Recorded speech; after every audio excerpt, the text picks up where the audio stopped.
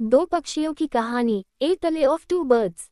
एक बार की बात है, दो पक्षी एक ऊंचे पेड़ पर घोंसले में रहते थे। दोनों पक्षी एक दूसरे से बिल्कुल अलग थे।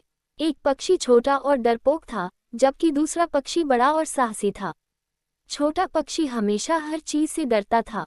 वह हवा, बारिश और यहाँ तक कि जंगल के अन्य जानवरों से भी डरता था। दूसरी ओर बड़ा पक्षी किसी भी चीज से नहीं डरता था। तूफान आने पर भी यह आसमान में ऊंची उड़ान भरते था। अचानक एक दिन जंगल में तूफान आया। बहुत तेज हवा चल रही थी और बारिश भी हो रही थी। छोटा पक्षी बहुत भयभीत था। वह घोंसले के एक कोने में डरकर बैठ गया, हिलने डुलने से बहुत डरता था। दूसरी ओर बड़ा पक्षी डरा नहीं था। वह घोंसले से बाहर उड़ गया और तूफान में चला गया। बड़ा पक्षी हवा पर सवार होकर आकाश में ऊंचा उड़ गया। ये बहुत ही खुश था। बड़े पक्षी ने कभी इतना स्वतंत्र महसूस नहीं किया था। थोड़ी देर बाद तूफान थम गया। बड़ा पक्षी वापस घोंसले में लौटकर आया और छोटे पक्षी को अपने साहसिक कार्य के बारे में बताया। छोटा पक्षी चकित रह गया।